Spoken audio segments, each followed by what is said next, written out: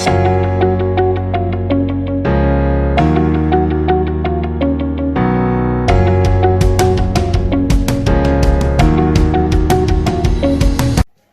Everyone, आज हम क्या करेंगे, टाइप्स ऑफ केमिकल रिएक्शन करेंगे।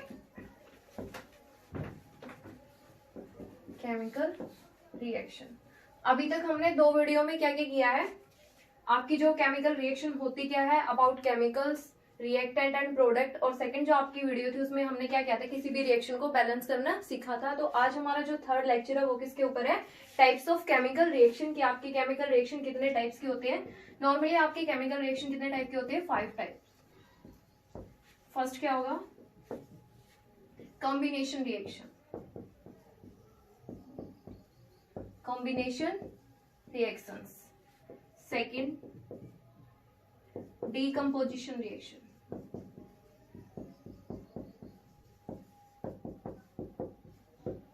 Third, displacement reactions.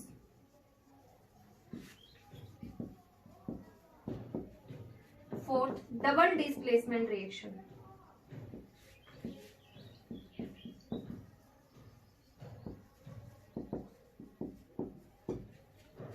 Number 5 is oxidation and reduction. देखो, जो आपकी केमिकल रिएक्शंस होती है वो कितने टाइप की होती है? आपकी 5 टाइप्स की होती है। फर्स्ट क्या होगा? Combination reaction. Second, decomposition reaction. Third, displacement reaction. Fourth, double displacement reaction. And number 5 is oxidation and reduction. तो देखो, यहाँ नाम से ही पता चल रहा है कॉम्बिनेशन रिएक्शन क्या होंगी। जब आप क्या करोगे, कोई भी एक से ज्यादा रिएक्टेंट को ऐड करोगे और ऐड करने के बाद आपको क्या मिले, जस्ट सिंगल एक प्रोडक्ट मिलता है, उसे हम बोलते हैं कॉम्बिनेशन रिएक्शन। डीकंपोजिशन, डीकंपोजिशन का मीनिंग क्या हो रहा है, क्या होगा कि आपका कुछ ना कुछ ब्रेक डाउन होगा। ठीक है, तो जो आपका रिएक्टेंट है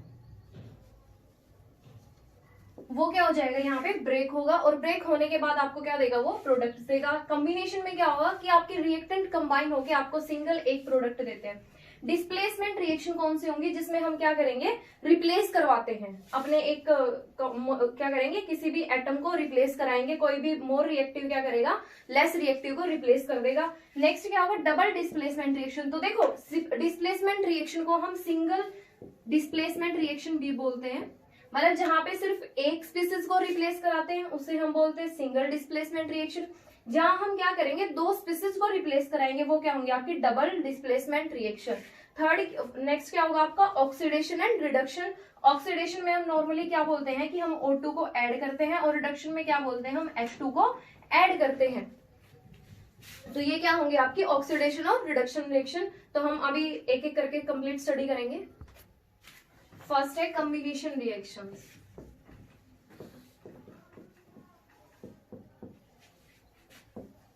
कॉम्बिनेशन रिएक्शन क्या होंगे, जब आप क्या करोगे, दो या दो से ज्यादा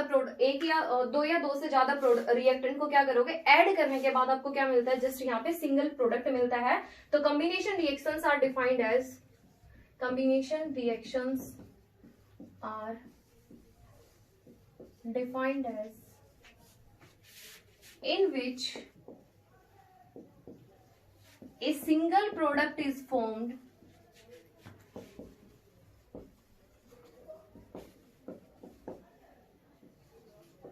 from two or more reactant।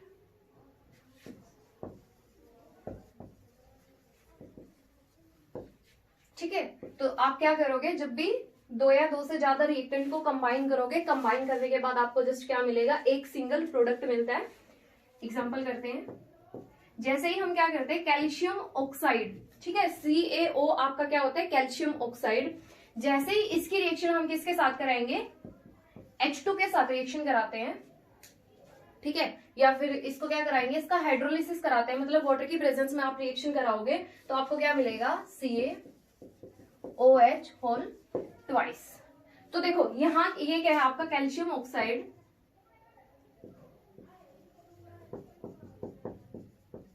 ये कौन सी फॉर्म है, आपका सॉलिड। तो देखो फर्स्ट लेक्चर में हमने बोला था कि जब हम किसी की फिजिकल स्टेट को शो करेंगे, एस मीनिंग होता है solid, S is equal to solid, L stands for liquid and G stand for gaseous form। ठीक है, तो अगर आपको कहीं भी S लिखा हुआ मिल रहा है उसका मीनिंग क्या है कि जो आपने अपना ये कैल्शियम ऑक्साइड लिया है वो किस स्टेट में है, आपका सॉलिड स्टेट में है। वाटर आपने यहाँ पे लिक्विड स्टेट में लिया है H2O, या फिर आप इसे ऐसे भी बोल सकते हो जब भी आपका पूरा का पूरा सॉल्यूशन बनेगा तो देखो आपने इसको वाटर में ऐड किया है तो आपका जो सॉल्यूशन बना है वो कैसा होगा, एक्वस सॉल्यूशन। एक्वस सॉल्यूशन कौन से होते हैं, जो आप सॉल्यूशन किस में बनाते हो, वाटर में जो सॉल्यूशन बनाते हैं उसे हम एक्वस सॉल्यूशन बोलते हैं। नॉन एक्वस सॉल्यूशन वो होते हैं जब हम अपने सॉल्यूशन को वाटर से अलग किसी और क्या करेंगे और सॉल्वेंट में अपना सॉल्यूशन बनाते हैं, वो हमारे नॉन एक्वस सॉल्वेंट होते हैं।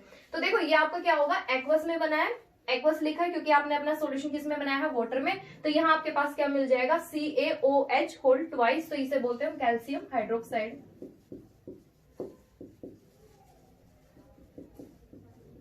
ठीक है, तो देखो कैल्शियम हाइड्रोक्साइड, अब देखो आपके पास एक और एक मतलब दो रिएक्टेंट थे, दोनों रिएक्टेंट ने कंबाइन होकर आपको क्या दिया, सिंपल एक सिंगल प्रोडक्ट दिया है, तो इसे हम क्या बोलते हैं, कॉम्बिनेशन रिएक्शन। सेकंड करते हैं, देखो जैसे आपको क्या बनाना है, फॉर्मेशन ऑफ वाटर, मतलब आपको वाटर फॉर्म करना है, फॉर्मेशन ऑफ वाटर। तो वाटर कैसे बनेगा, जैसे ही आप H2 गैस और ऑक्सीजन गैस की रिएक्शन कराते हो, मतलब दोनों क्या होंगे, आपकी गैसेस फॉर्म में होंगी। ठीक है, तो आपको क्या मिलेगा, वाटर फॉर्म होता है H2O इन लिक्विड फॉर्म। तो देखो यहाँ क्या है, आपकी ये रिएक्शन क्या है, बैलेंस नहीं है, तो आप इस रिएक्शन को बैलेंस कर सकते हो। यहाँ हाइड्रोजन कितने, 2 प्रेजेंट, 2, ऑक्सीजन कितना 1, और यहाँ कितने 2। तो अगर मैं क्या करूँ, इसको यहाँ 2 से मल्टीप्लाई कर दूं तो आपके हाइड्रोजन कितने हैं, यहाँ 4, तो यहाँ भी क्या करेंगे हम 2 से मल्टीप्लाई कर देंगे। तो देखो 4 हाइड्रोजन आपके रिएक्टेंट में है, 4 हाइड्रोजन आपके प्रोडक्ट में है। 1 मोल ऑफ ऑक्सीजन मतलब O2 गैस आपके पास यहाँ प्रेजेंट है और O2 ही यहाँ प्रेजेंट है। तो ये क्या, कौन सी प्रोसेस आपकी, फॉर्मेशन ऑफ वाटर। थर्ड कर सकते हैं, जैसे आपको क्या करना है, अगर कार्बन डाइऑक्साइड गैस की फॉर्मेशन करवानी है, फॉर्मेशन ऑफ CO2। ठीक है, तो कार्बन डाइऑक्साइड गैस कब फॉर्म होती है, जब आप क्या करोगे, मतलब कोई सी मतलब कार्बन को जब आप क्या करोगे, बर्न करते हो, कार्बन को किसकी प्रेजेंस में बर्न करोगे, ऑक्सीजन की प्रेजेंस में, तो आपके पास क्या बनेगा, कार्बन डाइऑक्साइड गैस। तो देखो ये सारी की सारी प्रोसेस कौन सी होती है, जब भी हम कोई भी कॉम्बिनेशन रिएक्शन करते हैं तो वहां पे क्या होता है, आपकी हीट रिलीज होती है। ठीक है, हीट रिलीज कैसे होती है, तो देखो जैसे आपने क्या किया, कार्बन मतलब ये क्या होता है, आपका कोयल होता है, कोयल को आप क्या करते हो, बर्न करते हो इन प्रेजेंस ऑफ ऑक्सीजन, तो आपके पास क्या बनेगा, कार्बन डाइऑक्साइड गैस बन रही है। जो यहाँ ये कार्बन डाइऑक्साइड गैस बन रही है, अब जब भी आप क्या करते हो, कोयले को जलाते हो, जलाते टाइम वहां पे हीट प्रोड्यूस होती है। जब वहां पे अगर हीट प्रोड्यूस हो रही है या फिर हीट रिलीज हो रही है, उसे ही हम क्या बोलते हैं, एक्सोथर्मिक रिएक्शन। तो आपकी जो कॉम्बिनेशन रिएक्शन होंगी वो क्या होंगी, एक्सोथर्मिक रिएक्शन। और एक्सोथर्मिक रिएक्शन किसे बोलते हैं, डेफिनेशन लिखते हैं, आगे करेंगे इसको। तो देखो एक्सोथर्मिक रिएक्शन किसे बोलते हैं,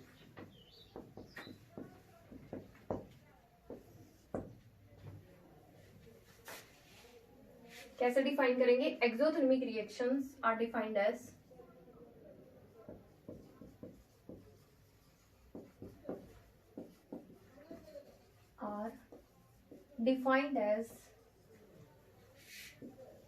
in which heat is released along with reaction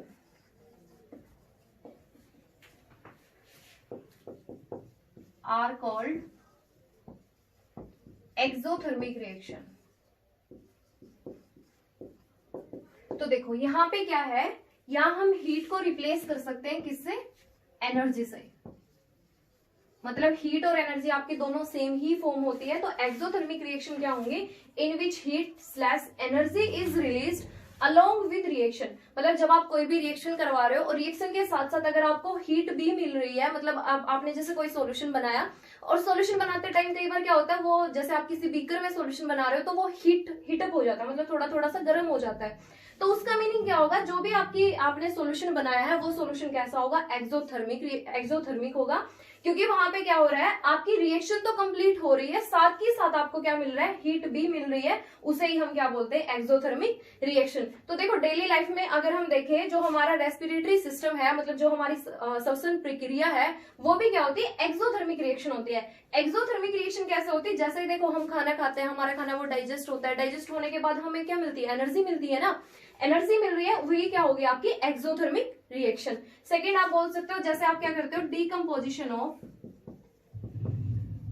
ये क्वेश्चन आपसे पूछा जा सकता है कि जो आपका रेस्पिरेटरी सिस्टम है वो आपकी एक्सोथर्मिक प्रोसेस है या फिर आपकी एंडोथर्मिक प्रोसेस है, तो वो कौन सी प्रोसेस होगी, आपकी एक्सोथर्मिक प्रोसेस होगी। नेक्स्ट पूछा जा सकता है कि जितनी भी आपकी, जब भी आप क्या करते हो, किसी भी वेजिटेबल को डिकम्पोज करते हो, डिकम्पोज किस में करोगे आप, किसी भी कंपोस्ट में करते हो, decomposition of vegetables matter into compost are exothermic reaction.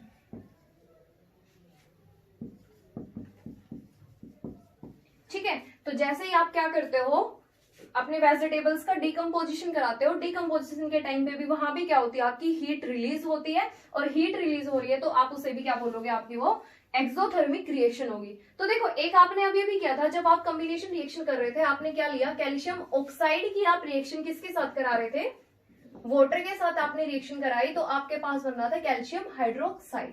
ठीक है, ये क्या होता है आपका कैल्शियम हाइड्रोक्साइड, और ये क्या होता है आपका कैल्शियम ऑक्साइड, और इसे हम कोई और मतलब एक नेम और होता है जिसे हम क्या बोलते हैं, quicklime.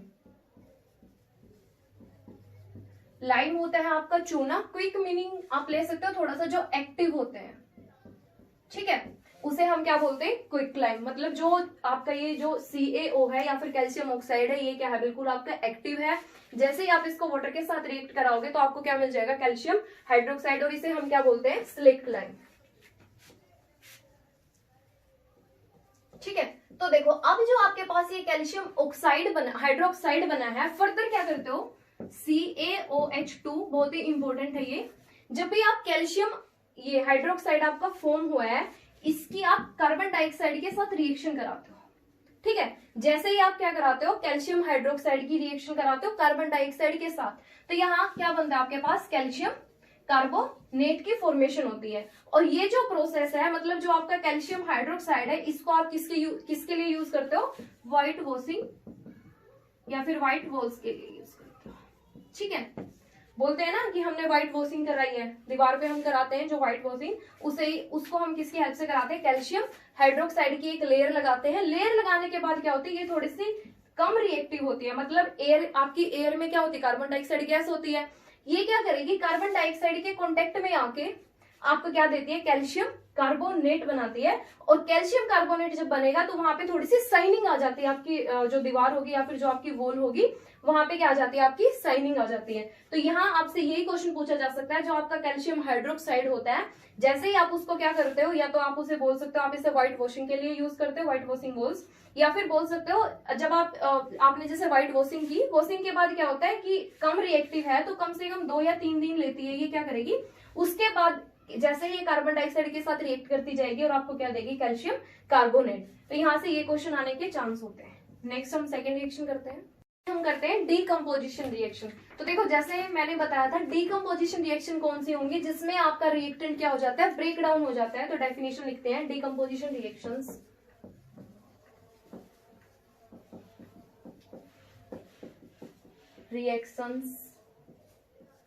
are defined as in which a reactant breaks down into 2 or more product, या फिर हम बोल सकते हैं 2 or more सब्सटेंस। ठीक है, तो इसकी एक डेफिनेशन और लिख सकते हैं, in which a compound breaks down into 2 or more substance, तो वो सारे की सारी क्या होंगी आपकी डिकम्पोजिशन रिएक्शन। एग्जांपल करते हैं। फॉर एग्जांपल जैसे ही आप क्या करोगे, फेरस सल्फेट की रिएक्शन कराते हो FeSO4, ठीक है, जैसे ही आप FeSO4 की रिएक्शन कराओगे तो आपको क्या मिलता है, Fe2O3 ferric oxide plus SO2 sulphur dioxide gas plus SO3 sulphur trioxide gas. तो देखो ये गैस है तो हमने इनकी फिजिकल स्टेट को गैस से डिनोट किया है। FeSO4 ये क्या होता है आपका फेरस सल्फेट, ये क्या है आपका फेरिक ऑक्साइड, सल्फर डाइऑक्साइड, और ये क्या होगा आपका सल्फर ट्राई ऑक्साइड। ठीक है, तो देखो जैसे ही आपने क्या करवाया, फेरस सल्फेट की रिएक्शन कराई या फिर फेरस सल्फेट को आपने क्या करना है, ब्रेक डाउन करना है। तो जितने भी आपके डिकम्पोजिशन रिएक्शंस होते हैं उन रिएक्शन को आपने क्या करना है, स्टार्ट करवाने के लिए आपको हमेशा एनर्जी की रिक्वायरमेंट होती है। ठीक है, अब वो एनर्जी आप हीट की फॉर्म में दे सकते हो, लाइट की फॉर्म में दे सकते हो, इलेक्ट्रिसिटी की फॉर्म में दे सकते हो, मतलब किसी भी फॉर्म में आप अपनी रिएक्शन को स्टार्ट करा सकते हो। तो जैसे ही आपने क्या करवाया, फेरस सल्फेट लिया, फेरस सल्फेट को आपने हीटअप किया, हीटअप करने के बाद आपको क्या मिलता है, फेरिक ऑक्साइड मिलता है, साथ के साथ सल्फर डाइऑक्साइड गैस आपकी रिलीज होती है, सल्फर ट्राइऑक्साइड गैस रिलीज होती है। अभी अभी एक रिएक्शन और की थी हमने, जैसे ही हम कैल्शियम कार्बोनेट, क्या था ये आपका कैल्शियम कार्बोनेट, जैसे ही हम इसको क्या करते हैं, फर्दर हीटअप करते हैं, डेल्टा इस ये शो करते हैं आपकी हीट को। ठीक है, कि आप क्या कर रहे हो, अपने सॉल्यूशन को हीटअप कर रहे हो। तो आपने क्या किया, हीटअप किया, यहाँ हीट के बाद क्या मिला आपको, CaO प्लस CO2, यहाँ पे क्या हो जाएगी आपकी कार्बन डाइऑक्साइड गैस रिलीज हो रही है, और ये क्या है आपका कैल्शियम ऑक्साइड,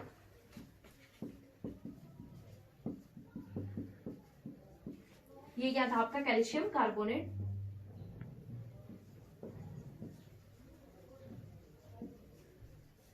जैसे ही आपने कैल्शियम कार्बोनेट को हीटअप किया, हीटअप करने के बाद आपको कैल्शियम ऑक्साइड और साथ ही साथ कार्बन डाइऑक्साइड गैस मिल रही थी। तो देखो जितनी भी आपकी डिकम्पोजिशन रिएक्शंस होंगे उनमें क्या करना पड़ेगा आपको, हीटअप कर, मतलब उनको एनर्जी की रिक्वायरमेंट होती है। और जितनी आपकी कॉम्बिनेशन रिएक्शंस थी वहां पे क्या था, आपको हीट, आपकी हीट क्या हो रही थी, रिलीज हो रही थी। जैसे ही आपने सॉल्यूशन बनाया या फिर जैसे ही आपको प्रोडक्ट मिल रहा है, प्रोडक्ट के साथ साथ आपकी हीट भी रिलीज हो रही थी। बट यहाँ डीकम्पोजिशन रिएक्शन क्या होंगी, आपको क्या करवाना पड़ेगा, डीकम्पोजिशन मतलब ब्रेक डाउन करने के लिए आपको थोड़ा सा फोर्स लगाना पड़ेगा। वो फोर्स आपका किसकी फॉर्म में होगा, एनर्जी की फॉर्म में होगा। अब वो एनर्जी आप या तो उसको हीटअप कर लो, या आप उसको लाइट की प्रेजेंस में करा दो, या फिर आप उसको इलेक्ट्रिसिटी की प्रेजेंस में करा दो। मतलब उसको क्या चाहिए आपको, आपने उसको हीटअप करना है। जैसे कई सारी रिएक्शंस ऐसी होती है जो सनलाइट की प्रेजेंस में होती हैं, ठीक है, तो उनके पीछे रीजन यही होता है कि आपकी वो रिएक्शन स्टार्ट होने के लिए उनको क्या होती है, एनर्जी की रिक्वायरमेंट होती है। और जैसे ही आप उनको एनर्जी देते हो, एनर्जी मिलते ही क्या हो जाती है, उनका ब्रेकडाउन होना स्टार्ट हो जाता है। तो ये वाली सारी रिएक्शन क्या होंगी, आपकी डीकम्पोजिशन रिएक्शन होंगी। अब देखो जिसमें आपकी एनर्जी या हीट रिलीज हो रही थी उसे हमने क्या बोला था, एक्सोथर्मिक। और जहां पे हीट की क्या है, रिक्वायरमेंट है, ठीक है, उन्हें हम क्या बोलेंगे, एंडोथर्मिक रिएक्शन। ये आगे करते हैं, endothermic reaction.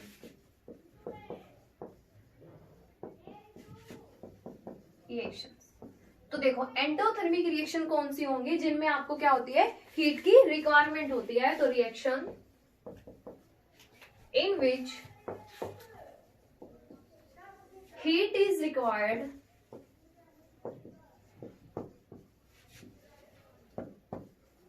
or heat is absorbed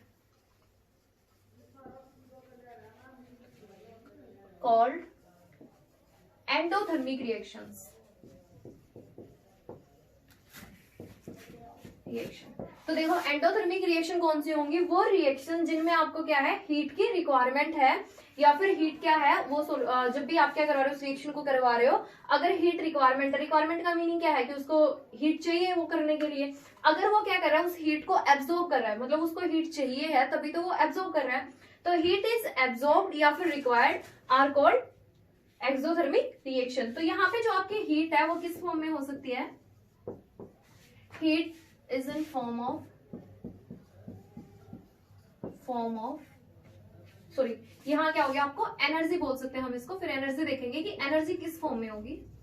वैसे ये गलत नहीं है, यहाँ बोल सकते हो reaction in which heat is required, ये भी बोल सकते हो, या फिर ये बोल सकते हो reaction in which heat is required. तो सॉरी एनर्जी। तो यहाँ देखो एनर्जी आपकी किस फॉर्म में हो सकती है, अभी हम जस्ट ये देखेंगे। वो जो आपकी एनर्जी होगी वो किस किस फॉर्म में होगी, हीट, या तो आप उसे हीट की प्रेजेंस में करा सकते हो, या फिर क्या करवा सकते हो आप उसको लाइट दे सकते हो रिएक्शन को कराने के लिए, ठीक है, या फिर आप क्या कर सकते हो इलेक्ट्रिसिटी, ठीक है। तो जो भी आपको कोई रिएक्शन कराने के लिए एनर्जी की रिक्वायरमेंट होगी, वो एनर्जी कहाँ से मिल सकते हैं, या तो आप अपने सॉल्यूशन को हीट अप कर दो, या लाइट की प्रेजेंस में करा दो, या फिर उसको इलेक्ट्रिसिटी दे दो। तो उस टाइम पे वो क्या हो गया, आपकी रिएक्शन कंप्लीट हो जाती है। एग्जाम्पल करते हैं एक और। जैसे ही हम क्या करते हैं, सिल्वर ब्रोमाइड को क्या करेंगे, सनलाइट की प्रेजेंस में करते हैं। ये क्या होता है आपका सिल्वर ब्रोमाइड, Ag होता है आपका सिल्वर, ब्रोमीन होगा आपका ब्रोमाइड। जैसे ही आप सिल्वर ब्रोमाइड की रिएक्शन किसके साथ, किसकी प्रेजेंस में कराते हो, सनलाइट की प्रेजेंस में कराते हो, तो यहाँ आपके पास क्या बनेगा, सिल्वर, जो कि आपकी एक मेटल है, और साथ में क्या रिलीज होगी आपके पास, ब्रोमीन गैस रिलीज होगी, जो कि क्या होगी आपकी Br2। तो देखो जब गैस रिलीज होती है तो हम उसको एरो से शो कर सकते हैं कि आपकी जो गैस है वो क्या हुई है, रिलीज हुई है। तो यहाँ पे जो सिल्वर है ये क्या होगी आपकी सॉलिड फॉर्म में, ये मेटल है आपकी, बोल सकते हो आप इसे सिल्वर, ठीक है, और ये क्या है आपका सिल्वर ब्रोमाइड। तो यही प्रोसेस हम कब करते हैं, जब भी हम क्या करेंगे ब्लैक एंड व्हाइट फोटोग्राफी करते हैं, तो उस टाइम पे हम सेम यही प्रोसेस करते हैं। और क्या करेंगे, सनलाइट की प्रेजेंस में आप अपनी रिएक्शन को कंप्लीट कराओगे। तो अभी तक हमने जस्ट 2 रिएक्शन स्टडी की हैं, कॉम्बिनेशन और डीकंपोजिशन रिएक्शन। तो देखो कॉम्बिनेशन रिएक्शन में क्या होगा, आपका रिएक्टेंट कंबाइन होकर आपको सिंगल प्रोडक्ट देगा, और डीकंपोजिशन रिएक्शन में क्या होगा, आपका जो सिंगल रिएक्टेंट है वो डिकम्पोज होकर आपको क्या देगा, मोर देन 1 प्रोडक्ट आपको देगा।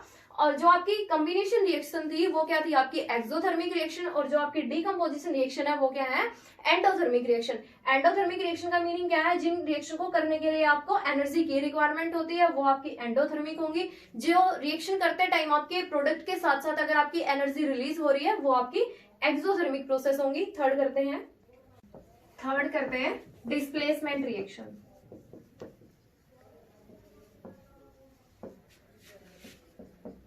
या फिर इसे हम क्या बोल सकते हैं, single displacement reaction.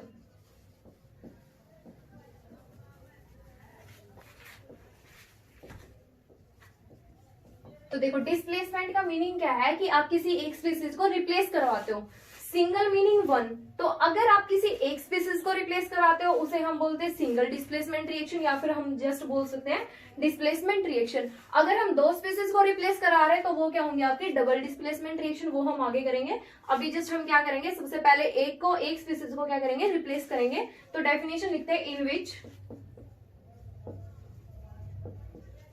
1 element is replaces by, या फिर replaced by, 1 element is replaced by other element is called displacement reaction।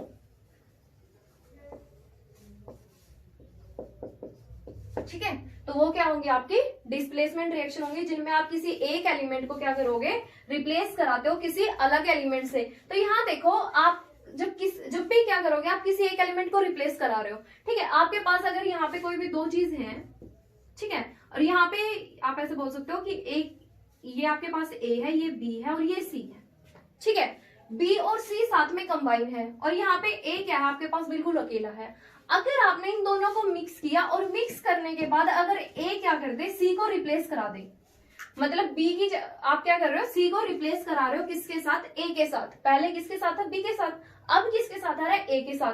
तो यहाँ इसका मीनिंग क्या हुआ कि अगर A आपकी रिएक्टिव होगी, रिएक्टिव का मीनिंग क्या है कि अगर वो B से ज्यादा रिएक्टिव है, ठीक है, अगर वो B से ज्यादा रिएक्टिव है तभी तो वो क्या होगी, A के पास, A क्या करेगा, उसको रिप्लेस करा देगा B से। तो यहाँ क्या बोलोगे आप, जब भी आपके पास क्या होगा, कोई भी रिएक्टिव स्पीसीज ही क्या करेगी, क्या कराएगी, रिप्लेस कराएगी किसी अनरिएक्टिव स्पीसीज से। तो यहाँ बी क्या होगा, कम रिएक्टिव होता है और ए ज्यादा रिएक्टिव होता है। तो जब ये ज्यादा रिएक्टिव मिलता है तो सी क्या करेगा, बी का साथ छोड़ के ए के साथ आ जाता है। तो इसे ही हम क्या बोलते हैं, डिस्प्लेसमेंट रिएक्शन। इसमें क्या आप बोल सकते हो, in which more reactive species replace the element. एक और लिख सकते हो ये, इन दिस रिएक्शंस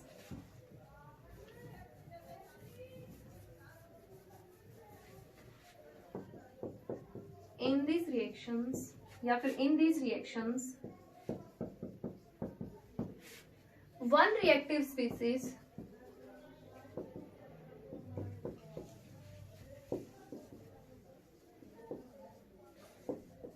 या फिर आप यहां स्पीसीज के साथ एलिमेंट भी लिख सकते हो। कोई भी आपका रिएक्टिव एलिमेंट क्या करेगा, रिप्लेस अदर एलिमेंट। तो देखो एक एग्जांपल करते हैं, एग्जांपल से आपको समझ में आएगा। जैसे ही मैंने क्या लिया, आयरन की रिएक्शन किसके साथ कराई, कॉपर सल्फेट के साथ। और कॉपर सल्फेट क्या होता है आपका, CuSO4। तो जैसे ही मैंने आयरन की रिएक्शन किसके साथ कराई, कॉपर सल्फेट के साथ कराई, तो उस टाइम पे क्या होता है, जो यहाँ पे आपकी आयरन है ये क्या होती है, मोर रिएक्टिव होती है। ठीक है, किससे ज्यादा रिएक्टिव है, आपकी कॉपर से। तो ये आयरन क्या करेगी, सल्फर को अपने साथ रख लेगी। ठीक है, तो यहाँ पे आपने क्या किया, कॉपर सल्फेट, जो आपका सल्फेट है वो क्या हो जाता है, रिप्लेस हो जाता है। पहले जो कॉपर के साथ था वो अब किसके साथ आ गया, आयरन के साथ या फिर Fe के साथ। तो यहाँ क्या बन जाएगा, FeSO4 प्लस Cu। तो देखो यहाँ एक बात ध्यान रखना, कभी भी ऐसा नहीं है हमेशा आप क्या करोगे, कॉपर सल्फेट को डालोगे, कोई और मेटल यूज करोगे वो उसको रिप्लेस करा देगी, ऐसा नहीं है। फर्स्ट कंडीशन क्या है कि जो भी आप यहाँ पे क्या ले रहे हो, अगर वो रिएक्टिव होगा, किससे रिएक्टिव होगा, जो भी जिसके भी साथ आपका सल्फेट लगा है, जैसे कॉपर सल्फेट है, अगर ये आपका क्या है, लेस रिएक्टिव है और ये आपका मोर रिएक्टिव है, तो ये मोर रिएक्टिव है, ये क्या करेगा, कॉपर सल्फेट को अपने साथ ले लेगा। तो यहाँ क्या बन जाएगा, FeSO4 और साथ में क्या निकल जाएगी, आपकी कॉपर अलग से निकल जाएगी। सेम ऐसे इस रिएक्शन को आप जिंक के साथ भी करा सकते हो। आपने जिंक लिया, जिंक की रिएक्शन किसके साथ कराओगे, कॉपर सल्फेट के साथ। तो यहाँ क्या हो जाएगा, जिंक भी क्या होती है आपकी, मोर रिएक्टिव होती है देन योर कॉपर। तो यहाँ क्या करेगा, जिंक भी रिप्लेस करा देगा, CuSO4 और साथ में क्या निकल जाएगा, आपका कॉपर। तो देखो ये वाली सारी रिएक्शन क्या है, आपकी डिस्प्लेसमेंट रिएक्शन ही है, जिसमें आप क्या करा रहे हो, रिप्लेसमेंट करा रहे हो। तो देखो आपने यहाँ पे SO4 की रिप्लेसमेंट कराई है, किसके साथ कराई, जो पहले कॉपर के साथ था वो किसके बाद आपने प्रोडक्ट में चेक किया तो आपकी आयरन के साथ लग गया। और इसके पीछे रीजन क्या है, क्योंकि आयरन या फिर जिंक आपकी क्या है, मोर रिएक्टिव है, और मोर रिएक्टिव मेटल ने क्या किया, अनरिएक्टिव से आपके ये वाला बॉन्ड ब्रेक होके और क्या करेगा, FeSO4 यहाँ बॉन्ड बना लेगा। आपके पास क्या बनेगा, फेरस सल्फेट, यहाँ क्या बनेगा, जिंक सल्फेट, और कॉपर आपकी अलग से निकल जाएगी। जो हमारी नेक्स्ट क्लास होगी उसमें हम डबल डिस्प्लेसमेंट रिएक्शन करेंगे, ऑक्सीडेशन रिडक्शन